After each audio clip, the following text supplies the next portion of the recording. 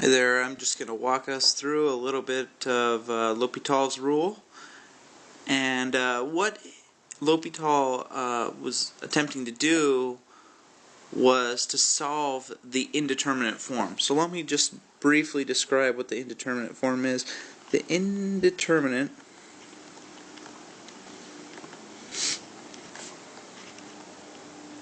form. Okay, let me just describe that. That's going to be essentially 0 divided by 0, or something like infinity divided by infinity.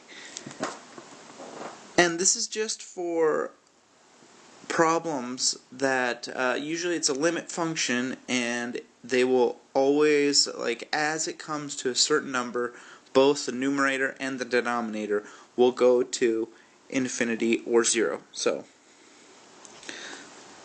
that's why then at that point we use the L'Hopital rule.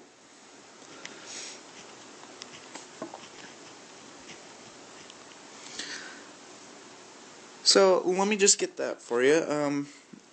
This will typically look like, as it goes to some arbitrary number, the function x will go to 0, and also as it goes to some arbitrary number, I guess I could just put a, but I mean, really it doesn't matter what we put in there. G of x, right? This will also equal to 0. So if you see a situation where you have f of x over g of x, then that would equal 0 over 0, and that at that point, that's when you would know that you would use the L'Hopital rule. And actually, it's similar. It's similar if you saw the exact same thing just going to infinity, and you saw the exact same thing to g going into infinity, and you would have f of x over g of x, same layout, and that would equal infinity over infinity. And both of these would merit the same rule. So now that we know just what form to look for to see if it's even valid to do the L'Hopital rule, we should just look at a few examples. I'm just going to point one out. So examples. And let's just take this one in consideration. You have limit of, let's say,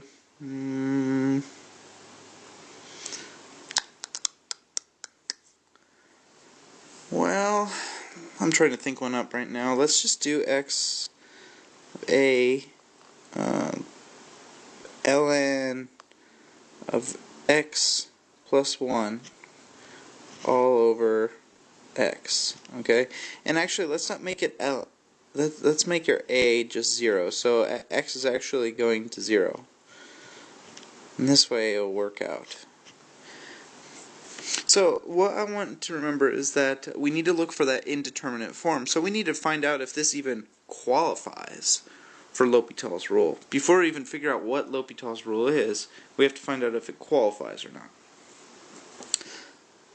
So let's just look at the numerator, and I'm just going to put numerator up here, numerator, and what you'll see is that as the limit x goes to 0, you have ln of x plus 1.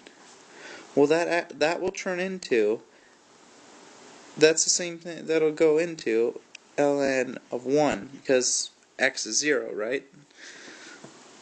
So that's going to equal 0. And I just want you to recall, please recall that,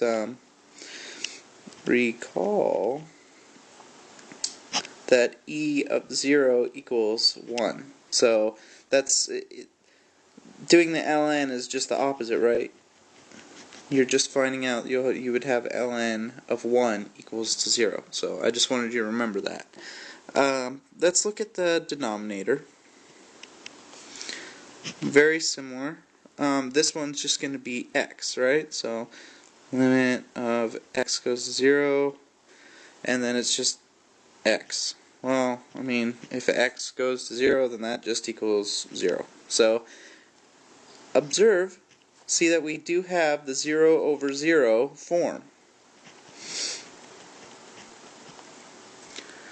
So that means we can use L'Hopital's rule. So, what does L'Hopital's rule mean? So what do we do in it? And this is what I'm going to show you. L'Hopital found that, and the guy's French, so I'm probably saying that incorrectly, but hopefully he has enough grace to not be angry about it. Not that he's alive or anything. Alright, so what L'Hopital discovered was that when you do a limit of the function x to a, and you have and f of x needs to be in the form, this needs to be in the form of 0 over 0 or infinity over infinity. It needs to be in an indeterminate form, so I really shouldn't have used f of x, but just say a function. Just understand this to be a function, a general function, indeterminate function.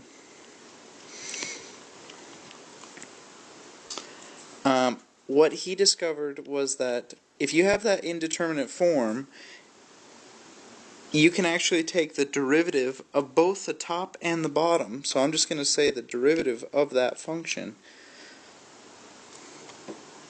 Remember, that function needs to be indeterminate.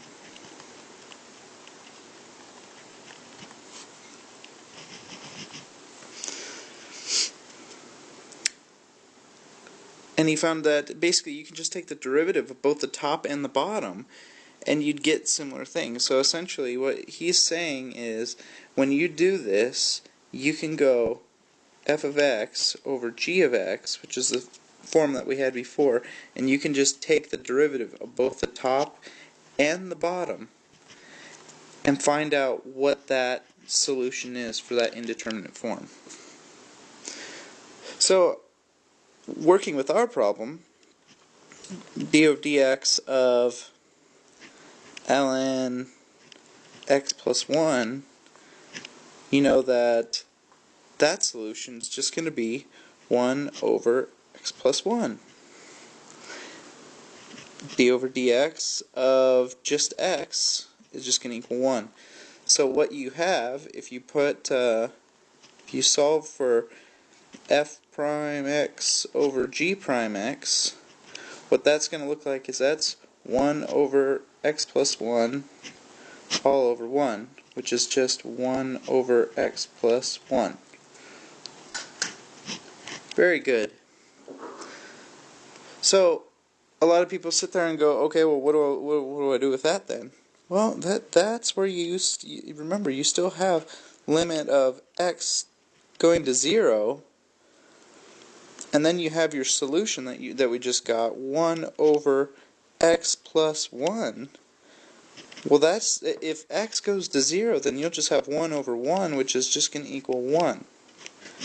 And that's actually your solution. That is the solution of your indeterminate form.